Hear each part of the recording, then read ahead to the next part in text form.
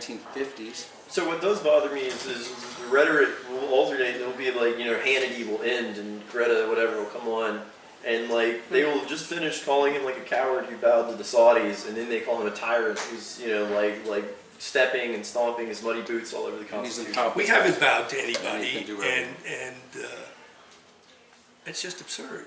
They also tell about how ISIS is so dangerous to the United States. Is ISIS dangerous to? Are you afraid of ISIS? Are you afraid? What the hell are they talking about? Yes. The most powerful weapon that ISIS has, and by the way, I'm trying to sell my truck, are used Toyota pickups. Yeah, but it's the threat. We're not Threat used to threat to whom? Well, what kind of really? Do you think it was worth spending trillions of dollars because 2 buildings and 3,000 people got blown up in New York? By ISIS? No, it was about the same thing. Al Qaeda's just No, it's not the same thing not? at all. No, because Al Qaeda. Well, then what was in California? That was ISIS. What happened in California? The shooters, the 2 shooters. That was planned by ISIS centralized leadership? I don't know. Huh? I'd say maybe. No, it wasn't. These were 2 independent. ISIS is not a danger to the United States of America, and if Russia wants to deal with Assad and ISIS, I say no more power to them. It's the label we put on Islamic extremism. Oh, am I not supposed to say that? I see. Now, there's another thing. There's a Trump buzzword. That's what I'm saying. Like there's this, and that is the Look, I came here to talk about the presidential election. Do you want me to talk about the presidential? So, what are the traits that we could get from Washington and Lincoln, and that's what I'm interested in. Neutrality. We do have a model for effective presidential leadership, and having been manipulated by these demagogues. A demagogue is a person who sees confusion and manipulates and exploits it for their own selfish purposes. Having been manipulated and exploited by these demagogues, the American electorate has dumbed down its expectations for what is a great president. The irony is we already have that model. So what is the model? The first model is that great presidents pursue moral objectives. So I wrote down the moral objectives. Washington defended free government against the evils of monarchy and colonialism. That was his moral objective. It wasn't just fighting for the United States of America. It was a philosophical point he was defending. A Republican, an independent Republican government opposing monarchy and colonialism. Lincoln fought to realize the ideals of the Declaration of Independence by abolishing slavery. That's a moral objective, wouldn't you agree? And Roosevelt wanted to protect innocent victims of stock market speculation and other unfair business practices. So that's the primary quality of an effective president. We get that from our greatest presidents. The candidates that we're supporting say that doing away with all regulations on the ownership of guns is a moral objective. Do you see how confused we are? How restricting immigration is a moral objective. Well, they're not. You may agree with doing away with all gun restrictions, but that's not a moral objective. It seems to me that the second quality of an effective president is that they appreciate the obstacles to achieving their goals, their moral goals.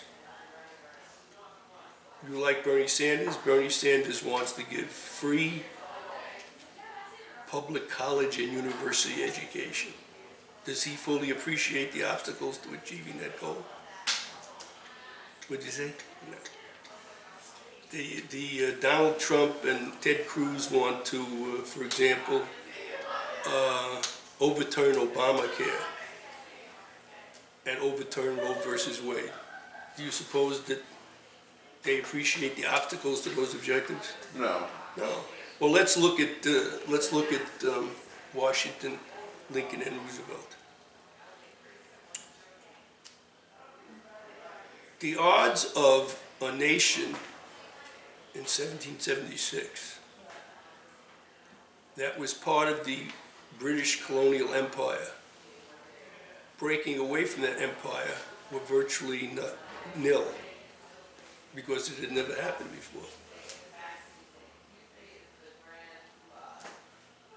And Washington appreciated that, and the other leaders of the American Revolution. The odds of a Republican government, even free from colonialism, working were null.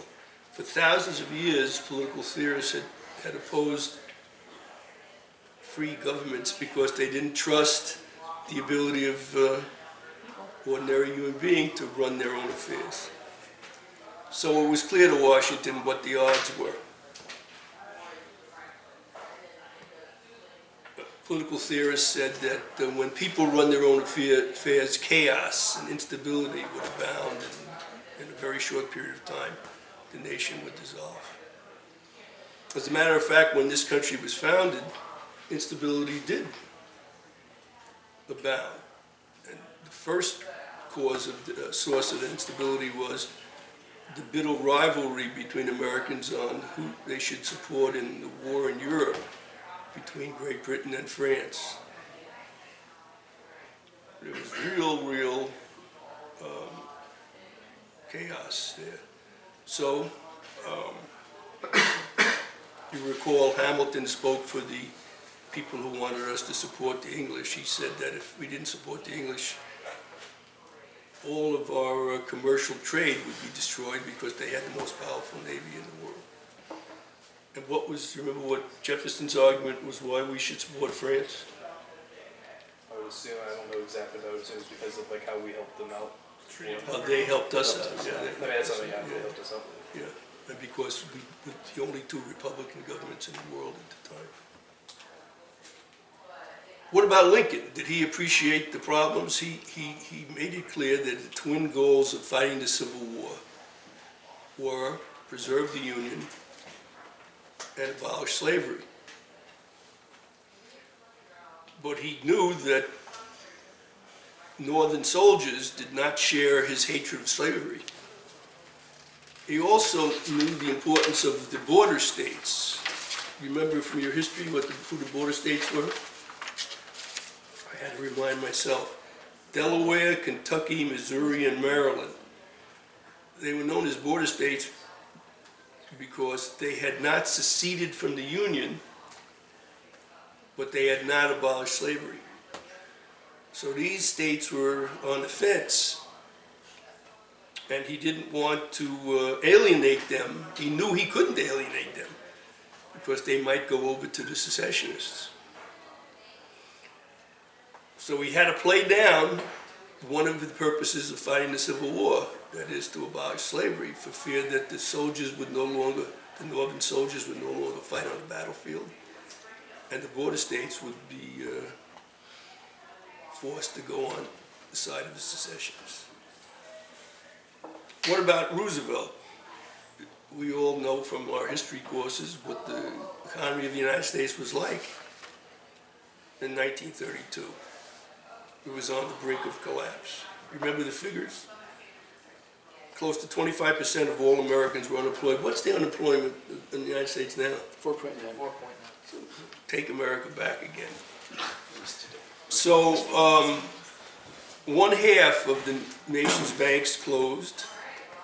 The life savings of millions of depositors were lost. Homes and farms were being foreclosed at record high rates. Bread lines and soup kitchens were established in every town and city. And demagogues saw this chaos. You remember the famous ones from the 1930s in this country?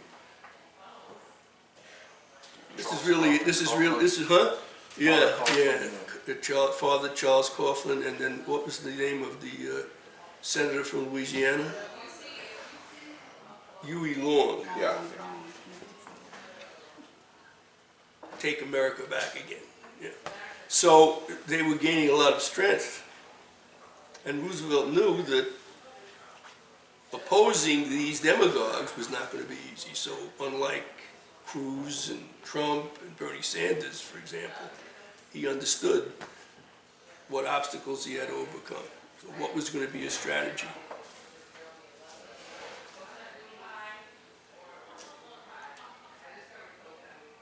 So that's the second quality. The second quality is to really appreciate the difficulties that you're going to confront to try to achieve your moral goals.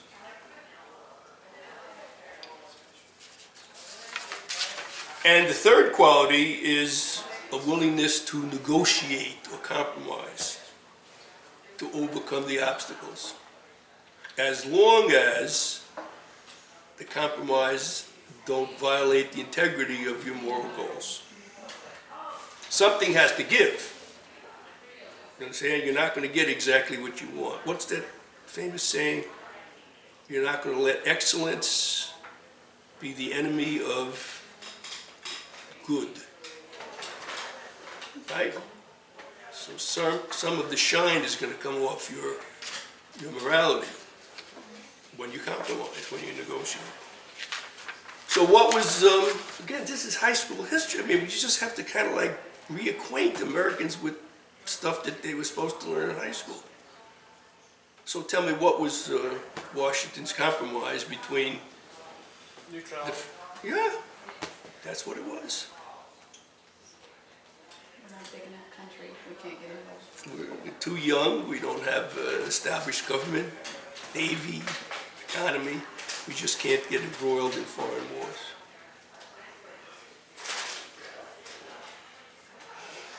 What was Lincoln's compromise? Well, at the beginning of the war, he just downplayed his goal to abolish slavery. One of the most influential paper in this country at the time was the New York Tribune. And its editor was a guy named Horace Greeley. Horace Greeley was a known foe of slavery. So Greeley could see vacillation on Lincoln's part. So he writes him a letter saying, where do you stand on this? And here's Lincoln's reply. Are you listening to me? He says, my paramount, Greeley's not an unintelligent guy, and he can see that Lincoln seems to be changing his direction. He writes to Greeley, he says, my paramount object in this struggle is to save the Union, and is not either to save or destroy slavery. If I could save the Union without freeing any slave, I would do it.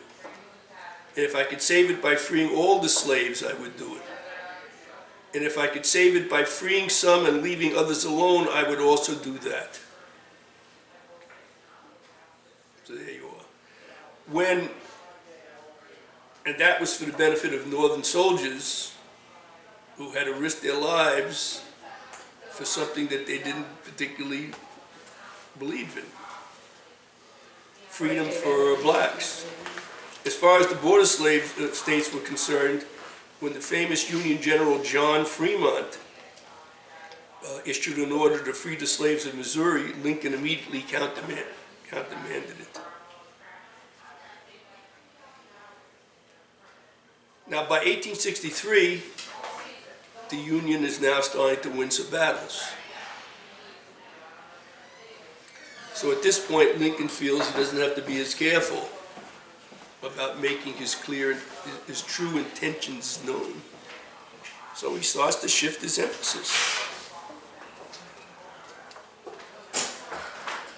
Right? He changed. Does this make him a hypocrite? Does this make him a weak person? His goal remained the same: free the slaves. When the prospects for a Union victory were dim, he chose one course of action. As the prospects for Union victory improved, he changed course. And when victory was on the horizon, he changed once more. He did the best he could under the circumstances. One scholar has described Lincoln's strategy as the following: to know what is good or right, to know how much of that good is attainable, and to act to secure that much good but not to abandon the attainable good by grasping for more. Don't let what? Don't let excellence be the enemy of what? Of good. There you are.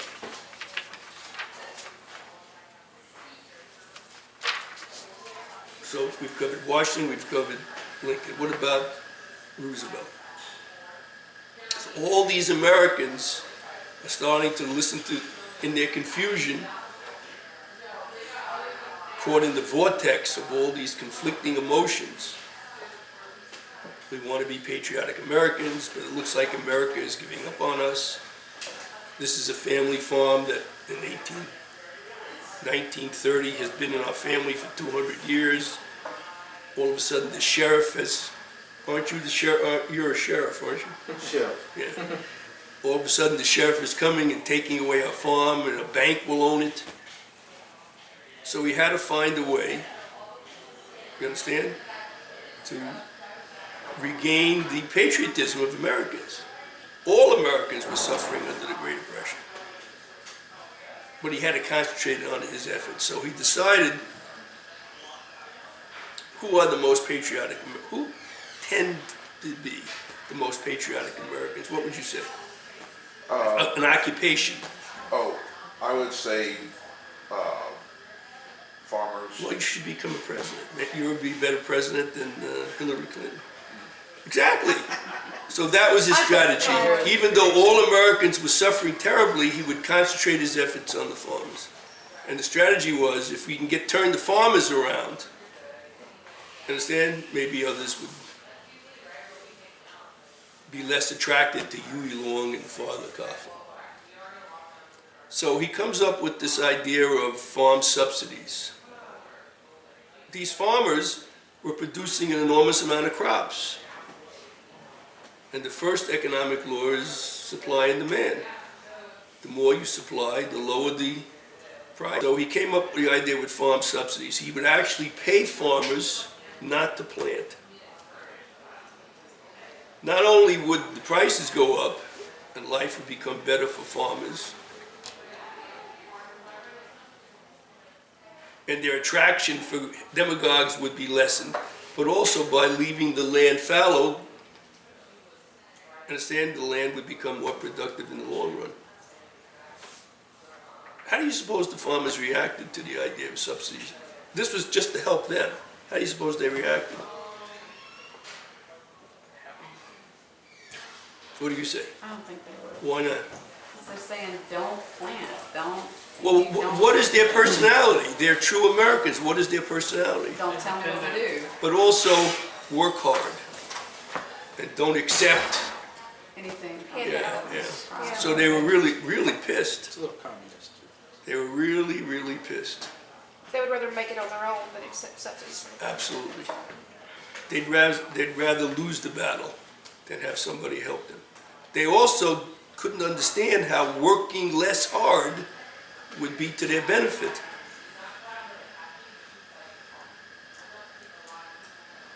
But Roosevelt knew he had no other hope. So within a few months of the New Deal, he established the famous Agricultural Adjustment Administration. And there's tremendous opposition, as Brantley observes. But very quickly, the lives of the farmers begin to improve. The monetary value of crops was beginning to rise, and the dreaded farmers' rebellion that would lead to a national rebellion was forestalled. The farmers' reluctance to accept government aid reflected the attitude of many Americans towards the New Deal. You've been talking about this. Prior to the 20th century, what was the maxim that most Americans adopted? It goes back to Henry David Thoreau. Remember it? That government is best, which government is least. Yeah. So in addition to the farmers, Roosevelt had to make Americans in general realize that the traditional American reliance on self-help alone was no longer relevant. He had to explain to Americans that political power didn't just exist in government. That if you created a vacuum of political power in the government, that didn't necessarily mean that political power would go away. Right? It would go to who? Immigrants. Who were controlled by the big moneyed interests in the country. See, that's what we believe. That government is best, that government least. We were afraid of tyranny. But we only saw tyranny in governmental terms. Because that's the way it had been. After all, we fought against George III. We didn't fight against Henry Ford or John D. Rockefeller. So he had to explain that Henry Ford and John D. Rockefeller were a type of George III. And that wasn't so easy for Americans to understand.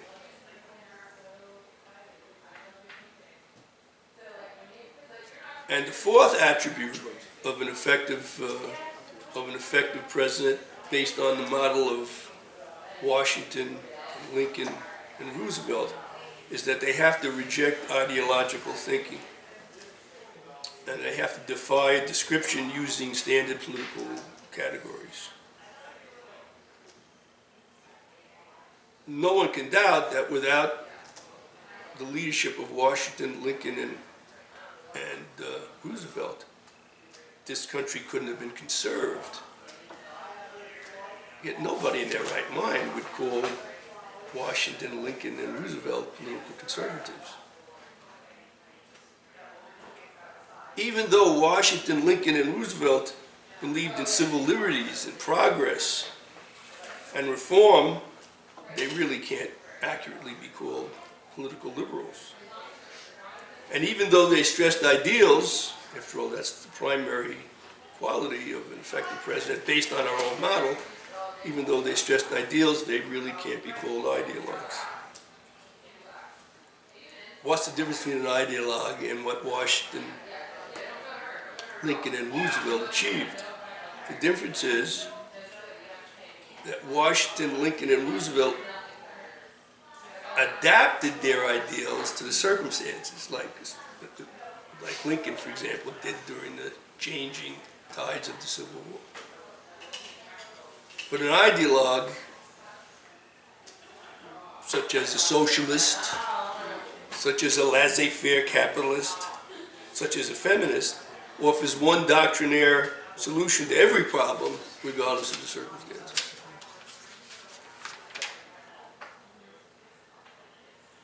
So few presidents are ever going to be able to live up to this standard. And Washington, Lincoln, and Roosevelt made their own very serious mistakes, had their own very serious failures. What was, you remember from your high school history, what was, name one of their failures? Remember one? Yeah, for FDR was the internment of the Japanese. And also to trying to pack the Supreme Court. These clearly violate the Constitution. For Lincoln, he wanted, at one point, he thought it would be a good idea to send all American blacks to Central America, where they would work in the mines there. That's not pretty. And when a handful of farmers in western Pennsylvania refused to pay taxes, he sent the American Army out there. It's a clear example of overkill. He even got on a horse and started to ride from Washington.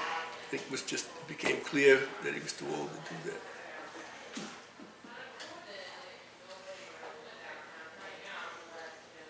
But the whole idea of a standard, the whole idea of a model is to try to provide incentive for people in general and candidates to strive to do better. So at the heart of this strange 2016 presidential election is the fact that the American voters have stopped striving. They just dumbed down their expectations.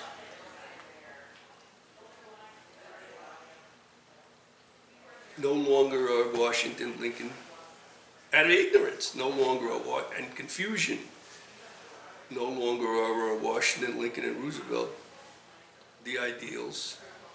It's now Hillary Clinton and Donald Trump. So, I mean, that's basically my response to it. I've never seen any, in 73 years, I've never seen anything like that. There have been candidates that I've not liked. There have been times that I've liked candidates more than others. There's some times where I've not been able to support any candidates. What about Barry Goldwater? Well, Barry Goldwater, but his opponent was Rockefeller. And Rockefeller was the governor of New York and made it possible for me and my wife to go to college. He established the New York State higher education and single-handedly opened up all these wonderful schools, essentially free for residents of New York State. So, but he was opposed by some very well-qualified Republicans, including Rockefeller and the governor of Pennsylvania, a guy named Scranton. And he also was opposed by a guy who, except for Vietnam, would have been maybe the greatest of American presidents, Lyndon Johnson. But I've never seen this kind of second-rateism in both parties simultaneously. That's what amazes me. That's what befuddles me.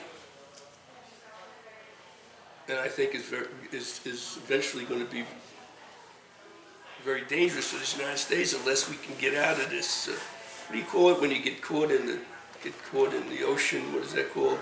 Tide? Rip current? A rip current. Yeah, I hope we're caught in a kind of a political, psychological rip current, and I'm just hoping we're going to be able to get out of it. Are you saying that Hillary Clinton was a demagogue, second rate? Or I didn't quite understand. Oh, absolutely. I don't think she's. I thought she was a bellicose Secretary of Defense. She's the one, after all, that. Look, I mean, you know, I almost lost my life in Vietnam. I've seen this over and over again. If the one lesson that Americans haven't learned in the last 50 years is that Americans cannot fight to defend people who won't fight for themselves. She insisted on sending American troops and the Air Force and getting directly involved in Libya. You remember that. It was a terrible mistake.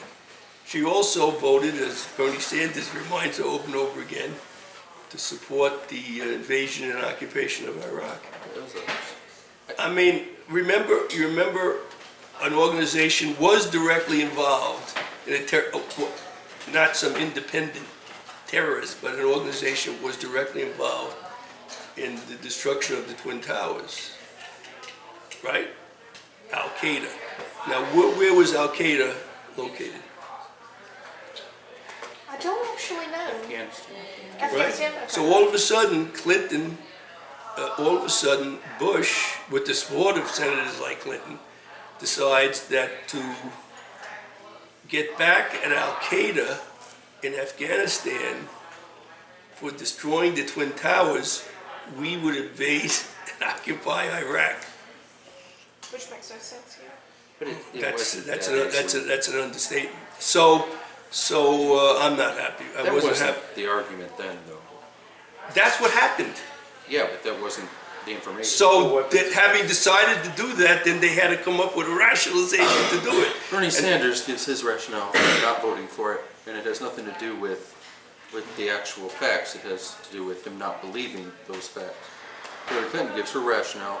It has to do with this guarded belief that our government was following the facts. So I mean, it's not like there was some, let's attack another country, even though they have nothing involved in it. Is that they received bad information that they were trusting. You believe that they received bad information? Or do you believe that that information was made up from the very beginning to ration? We'll never know the reason for why Bush invaded Iraq. There is no reason. There is no good reason whatsoever. There never was then, and it never is to this day. So, and Saddam Hussein, that you may be happy to hear this, was not a fanatical Islamist. What's the best way to describe Saddam Hussein religiously? Maybe this will hurt your feelings. Christian He was minority he group. was a secularist, yeah. Yeah. There was absolutely. At any rate, Clinton did not do a good job. And that's supposed to be her strong point. That's supposed. Never But I want to come back to you. Would you stay with a husband that was a serial philanderer? That doesn't make her a demagogue, though. Would you stay with a husband that, I'm just very Are interested. you asking me or Jennifer? I'm asking her because she's had the I'm interested experience. in what you have to say too. Personally, I would not, Well, why? but I can't say, you know, it depends on the circumstance, but I would say no, probably I not. think it depends I on have the a marriage. question for you as well. What if you're, I don't know, 65 years old and you have children and you have aspirations in politics, and this would be your best political action to stay with? And there's You'd plenty still of leave- money and clout and connections involved All I'm with saying staying is, it's there. a rational decision to stay with him, regardless of whether Yeah, that's it's a my choice that would argument. be made. And Yeah. I'm not saying that American voters always want to, hear these rational choices, but no one questions the choice to stay with him. I don't question it either. That's our disagreement, is that I feel They like her use it staying with as- him was as for political artillery. reasons. To make a long story short, I'm Ammunition not a big against her. fan of Hillary Clinton. It's Yeah. just, I'm not a big fan of it's Hillary Clinton. pointless ammunition for against her. who she is. I'm not a big fan of Bernie Sanders because there's no way he's ever going to be. If he had a shot. the nomination. If he Huh? had a shot. He doesn't. It's ridiculous. You, He you doesn't. say that, but I mean, have you seen the grassroots? There's so many people who are coming. It won't work. It's- But in the I general mean, he's election, filling do you out think? stadiums up to 40,000. But do you think that people would go for? Because I understand you're saying like, well, the general election, but there's no formidable candidate from the right. Do you think it's really gonna really grab modern the most Americans are gonna say, well, we're just gonna go with Trump? They don't like Trump any more than they're not fanatics about Bernie A Sanders. Bernie but Sanders versus Trump race. What do you think that's Exactly. going Can we just get rid of all the It's like candidates the and get some new perfect ones? storm. Well, that's what I'm saying. It's the only way We've that dumbed down our Bernie Sanders expectations could so win low. is this year. At any other point in history, could Bernie Sanders you could even joke about a Jewish Brooklyn socialist winning the presidency. It's not even S74, whatever. There's so many things against him, but this year, I mean, Trump, and Cruz, or whoever at the Republic, they have they're putting up the, who did I mention before? That ran against LBJ. What's his name? Coldwater. Goldwater. They're putting up a Goldwater or a Trump, whichever. It's a losing cause against whatever the Democrats put up. And I can't see, I mean, maybe it will be close, but I definitely could see it being viable Trump's gonna get the this nomination. election. Huh? There's no way Trump's going to get the nomination. No, and there's no Well- way Bernie Sanders is going to, and the next president is going to be Hillary Clinton. And if you could, I say that's lowering expectations. When I grew up, What if she I got, mean, Indicted. I really can't understand any of this. It won't happen. just ask it. How many presidents have been impeached in American history? Two. 3. Now, is that considered to be a disgrace or not? Yes. Yes. What did you say? Not Yes. Are you not sure? anymore. Not anymore. To get impeached, Absolutely. I would think so. Yes. To them, it's a big deal at the time, but no one No, cares people 10 years do. later. No, it's a big deal People still remember. historically. I'm talking about historically. Is it a disgrace to be an impeached president? Yes.